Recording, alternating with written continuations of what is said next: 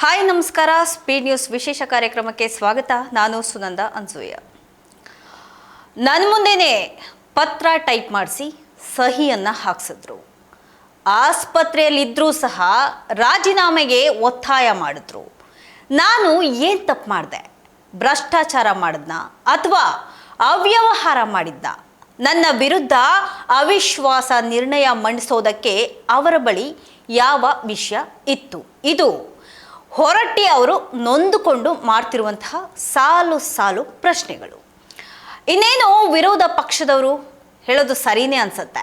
ಗೂಂಡಾಗಿರಿ, ಹೆದರಿಸಿ ಬೆದರಿಸಿ ರಾಜೀನಾಮೆಯನ್ನು ತಗೊಂಡ್ರು DKಶಿ ಅವರು ಅನ್ನೋದು. ವಿಧಾನ ಪರಿಷತ್ ಸಭಾಪತಿ ಸ್ಥಾನಕ್ಕೆ ರಾಜೀನಾಮೆ ನೀಡೋದಾಗಿ ಹೇಳಿದ್ರು. ಮುಖ್ಯಮಂತ್ರಿ ಅವರು ಒತ್ತಡ ಹೇರಿ ಒತ್ತಾಯ ಪೂರ್ವಕವಾಗಿ ರಾಜೀನಾಮೆ ಕೊಡುವಂತೆ ಮಾಡಿದ್ರು. ರಾಜೀನಾಮೆ ಪತ್ರವನ್ನ ಟೈಪ್ ಮಾಡಿಸ್ಕೊಂಡು ಬಂದು ಸಹಿ ಮಾಡಿ ಅಂತ ಹೇಳಿ ನನಗೆ ಒತ್ತಾಯವನ್ನ ಹಾಕಿದ್ರು, ಜೊತೆಗೆ ಒತ್ತಡವನ್ನ ಹಾಕಿದ್ರು ಅಂತ ಹೇಳಿ ಮಾಜಿ ಸಭಾಪತಿ ಬಸವರಾಜ ಹೊರಟ್ಟಿಯವರು ಇದೀಗ ಆರೋಪ ಮಾಡ್ತಿದ್ದಾರೆ. ಇವರು ಹೇಳೋದನ್ನ ಕೇಳ್ತಾ ಇದ್ವಿ. ಈಗ ಹೊರಟ್ಟಿಯವರೇ ತಾವೇ ಸ್ವತಃ ಆರೋಪವನ್ನ ಮಾಡ್ತಿದ್ದಾರೆ. ನಗರದಲ್ಲಿ ಸುದ್ದಿಗಾರರೊಂದಿಗೆ ಅವರು ಮಾತನಾಡಿದ್ದಾರೆ. ಸಭಾಪತಿ ಸ್ಥಾನಕ್ಕೆ ಆಗಸ್ಟ್ 14ರಂದು ನಾನು ರಾಜೀನಾಮೆಯನ್ನ ಕೊಡ್ತೀನಿ ಅಂತ ನಾನು ಹೇಳಿದ್ದೆ. ಅದನ್ನು ನಾನು ಒಪ್ಕೋತೀನಿ. ಈ ಕುರಿತಾಗಿ ಒಪ್ಪಂದ ಕೂಡ ಆಗಿತ್ತು. ಆದರೆ ಆಗಸ್ಟ್ 7ಕ್ಕೆ ರಾಜೀನಾಮೆ ಕೊಡಲೇಬೇಕು ಅಂತ ಹೇಳಿಬಿಟ್ಟು ಮುಖ್ಯಮಂತ್ರಿ ಸಾಕಷ್ಟು ಒತ್ತಡವನ್ನು ನನ್ನ ಮೇಲೆ ಹೇರಿದ್ರಿಂದ ಅನಿವಾರ್ಯವಾಗಿ ನಾನು ರಾಜೀನಾಮೆಯನ್ನು ಕೊಡಬೇಕಾಯಿತು ಅಂತ ಹೇಳಿದ್ದಾರೆ. ಇನ್ನು ನಾನು ಆಸ್ಪತ್ರೆಯಲ್ಲಿದ್ದರೂ ಸಹ ಫೋನ್ ಮೂಲಕ ರಾಜೀನಾಮೆ ಕೊಡಿ ಅಂತ ಹೇಳಿಬಿಟ್ಟು ಒತ್ತಾಯ ಮಾಡಿದ್ರು.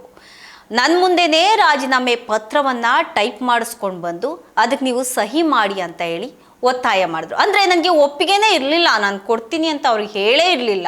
ನನ್ನ ಒಪ್ಪಿಗೆ ಇಲ್ಲದೇ ಅವರು ಒತ್ತಾಯ ಮಾಡಿ ನನಗೆ ಸಹಿಯನ್ನು ಹಾಕಿಸ್ಕೊಂಡ್ರು. ಪರಿಸ್ಥಿತಿಯ ಕಾರಣದಿಂದ ನಾನು ರಾಜೀನಾಮೆಯನ್ನು ಕೊಡಬೇಕಾಯಿತು ಅಂತ ಹೇಳಿ ತುಂಬ ಬೇಸರವನ್ನು ಅವರು ವ್ಯಕ್ತಪಡಿಸಿದ್ದಾರೆ. ರಾಜ್ಯ ಸರ್ಕಾರದ ಈ ಒಂದು ನಡೆ ಇದೆಯಲ್ಲ, ಅದು ನನ್ನ ಮನಸ್ಸಿಗೆ ತುಂಬ ನೋವುಂಟು ಮಾಡಿದೆ.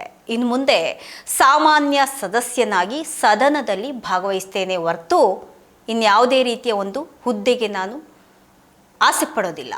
ವಿಧಾನ ಪರಿಷತ್ ಸಭಾಪತಿ ಹುದ್ದೆಯ ಗೌರವಕ್ಕೆ ಧಕ್ಕೆ ತಂದಂತಹ ಈ ಒಂದು ಸರ್ಕಾರದ ನಡೆಗೆ ಹಿರಿಯ ಸದಸ್ಯ ಬಸವರಾಜ ಹೊರಟ್ಟಿಯವರು ತೀವ್ರ ಆಕ್ರೋಶವನ್ನು ವ್ಯಕ್ತಪಡಿಸಿದ್ದಾರೆ.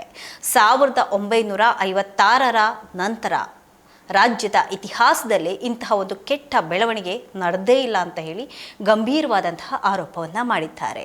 ವಿಧಾನ ಪರಿಷತ್ ಸಭಾಪತಿ ಸ್ಥಾನಕ್ಕೆ ರಾಜೀನಾಮೆ ಕೊಡುವಂತಹ ವಿಚಾರದಲ್ಲಿ ನನ್ನ ಮೇಲೆ ಮುಖ್ಯಮಂತ್ರಿಗಳು ನಿರಂತರವಾಗಿ ಈ ರೀತಿಯಾದಂತಹ ಒಂದು ತೀವ್ರ ಒತ್ತಡವನ್ನು ತಂದಿದ್ರು ಅಂತ ಹೇಳಿಕೊಂಡು ವಿಧಾನ ಪರಿಷತ್ ಸದಸ್ಯ ಹೊರಟ್ಟಿಯವರು ಒಂದು ಗಂಭೀರವಾದಂತಹ ಆರೋಪ ಮಾಡ್ತಾರೆ. ಆಸ್ಪತ್ರೆಯಲ್ಲಿ ಚಿಕಿತ್ಸೆ ಪಡಿತಿದ್ರು ಬಿಡ್ತಾ ಇಲ್ಲ, ಫೋನ್ ಮಾಡ್ತಾರೆ, ಫೋನ್ ಮೇಲೆ ಫೋನ್ ಮಾಡಿ ರಾಜೀನಾಮೆ ಕೊಡಿ ಅಂತ ಹೇಳಿಬಿಟ್ಟು CM ಪಟ್ಟಿ ಹಿಡ್ಕೊಂಡಿದ್ರು ಅನ್ನುವಂತಹ ಸ್ಫೋಟಕ ಸತ್ಯವನ್ನು ಈಗ ಎಲ್ಲರ ಮುಂದೆ ಬಹಿರಂಗ ಪಡಿಸಿದ್ದಾರೆ. ಅಂತಹ ಒಂದು ಅವಶ್ಯಕತೆ ಏನಿತ್ತು? ಆಸ್ಪತ್ರೆಯಲ್ಲಿ ಟ್ರೀಟ್ಮೆಂಟ್ ತಗೊಳಕ್ಕೂ ಬಿಡ್ದಂಗೆ ಕಾಲ್ ಮಾಡಿ ರಾಜೀನಾಮೆ ಕೊಡಿ ಅಂತ ಒತ್ತಾಯ ಮಾಡುವಂತಹ ಪರಿಸ್ಥಿತಿ ಏನಿತ್ತು CM ಅವ್ರಿಗೆ?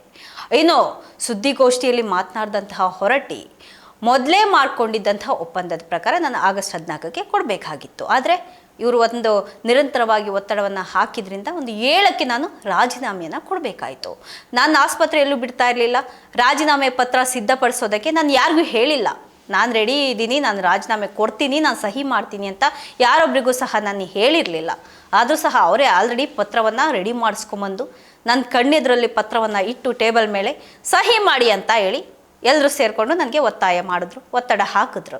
ಅಂತಿಮವಾಗಿ ನಾನು ಏನು ಮಾಡೋಕ್ಕೆ ಆಗದಂತಹ ಪರಿಸ್ಥಿತಿಯಲ್ಲಿ ಅಲ್ಲಿ ಕೂತಿದ್ದೆ. ಅದಕ್ಕೆ ಒಂದು ಪರಿಸ್ಥಿತಿಗೆ ಮಣಿದು ನಾನು ಸಹಿಯನ್ನು ಮಾಡಬೇಕಾಯಿತು ಅಂತ ಹೇಳಿ ಆ ಒಂದು ಪ್ರಸಂಗ ಏನು ನಡೀತು ಅದನ್ನು ಕಂಪ್ಲೀಟಾಗಿ ಬಿಚ್ಚಿಟ್ಟಿದ್ದಾರೆ. ಪಕ್ಷದ ಮಟ್ಟದಲ್ಲಿ ಹೈಕಮಾಂಡ್ ಯಾವುದೇ ರೀತಿಯಾದಂತಹ ಒಂದು ನಿರ್ಧಾರವನ್ನು ತಗೊಳ್ಳಿ, ಅದಕ್ಕೆ ನನ್ನ ಅಭ್ಯಂತರ ಇಲ್ಲ. ಆದರೆ ಸಂವಿಧಾನಾತ್ಮಕ ಹುದ್ದೆಯಾದಂತಹ ಒಂದು ಸಭಾಪತಿ ಸ್ಥಾನಕ್ಕೆ ಸಂಬಂಧಪಟ್ಟಂತೆ ರಾಜಕೀಯ ಪಕ್ಷದ ಲೆಟರ್ ಹೆಡ್ನಲ್ಲಿ ಕೂಡ ಹೆಸರು ಘೋಷಣೆ ಮಾಡಿರೋದು ಒಂದು ತೀರ ಕೆಟ್ಟದಾದಂತಹ ಒಂದು ಸಂಪ್ರದಾಯ. ಇದು ಇಡೀ ದೇಶದಲ್ಲೇ ಮೊದಲ ಬಾರಿಗೆ ನಡೆದಂತಹ ಅಪರೂಪದ ಹಾಗೆ ದೊಡ್ಡ ತಪ್ಪು ಬೆಳವಣಿಗೆ ಆಗಿದೆ ಅಂತ ಹೇಳಿಬಿಟ್ಟು ಸರ್ಕಾರದ ನಡೆಗೆ ಸಿಕ್ಕಾಪಟ್ಟೆ ಬೇಜಾರು ಮಾಡಿಕೊಂಡಿದ್ದಾರೆ ಹೊರಟ್ಟಿಯವರು. ಹಾಗೆ ಇನ್ನೊಂದು ವಿಷಯ ಕೂಡ ಅವರು ಹೇಳಿದ್ದಾರೆ, ನಾನು ಮುಖ್ಯಮಂತ್ರಿಗಳ ಮನೆಗೆ ಹೋಗಿದ್ದು ನಿಜ, ಆದರೆ ಅಲ್ಲಿಗೆ ನಾನು ಹೋಗಬಾರ್ದಾಗಿತ್ತು, ಅದು ನನ್ನಿಂದ ಆದಂತಹ ಒಂದು ದೊಡ್ಡ ತಪ್ಪು ಅಂತ ಕೂಡ ಒಂದು ಪಶ್ಚಾತ್ತಾಪವನ್ನು ವ್ಯಕ್ತಪಡಿಸಿದ್ದಾರೆ. ಆದಾಗ್ಯೂ ಸಹ ಕಾಂಗ್ರೆಸ್ ಪಕ್ಷದ ನಾಯಕರಲ್ಲಿ ಯಾರೂ ಸಹ ನನ್ನ ಮೇಲೆ ಒಂದು ಅಪನಂಬಿಕೆಯನ್ನು ಇಟ್ಕೊಂಡಿಲ್ಲ. ನನ್ನನ್ನು ಎಷ್ಟು ನಂಬುತ್ತಾರೆ ಅಲ್ಲಿರುವಂತಹ ಒಂದು ನಾಯಕರು, ಎಲ್ಲರಲ್ಲೂ ನನ್ನ ಬಗ್ಗೆ ಒಂದು ಉತ್ತಮವಾದಂತಹ ಒಂದು ಒಪಿನಿಯನ್ ಇದೆ, ಅಭಿಪ್ರಾಯ ಇದೆ. ಇನ್ನು ಮುಂದೆ ಯಾವುದೇ ಹುದ್ದೆಯ ಆಸೆ ನನಗಿಲ್ಲ. ಒಬ್ಬ ಸಾಮಾನ್ಯ ಸದಸ್ಯನಾಗಿ ವಿಧಾನ ಪರಿಷತ್ ಕಲಾಪಗಳಲ್ಲಿ ಮಾತ್ರ ನಾನು ಭಾಗವಹಿಸಿ ಜನರ ಪರವಾಗಿ ನಾನು ಕೆಲಸವನ್ನು ಮಾಡ್ತೇನೆ ಅಂತ ಹೊರಟ್ಟಿಯವರು ತುಂಬ ಬೇಸರವನ್ನು ವ್ಯಕ್ತಪಡಿಸಿದ್ದಾರೆ. ಇದಾಗಿತ್ತು ಇವತ್ತಿನ ವಿಶೇಷ. ನಿರಂತರ ಸುದ್ದಿಗಾಗಿ ನೋಡ್ತಾ ಇರಿ ಸ್ಪೀಡ್ ನ್ಯೂಸ್ ಕನ್ನಡ. ಸುದ್ದಿ ನಿಮ್ಮದು, ವೇಗ ನಮ್ಮದು.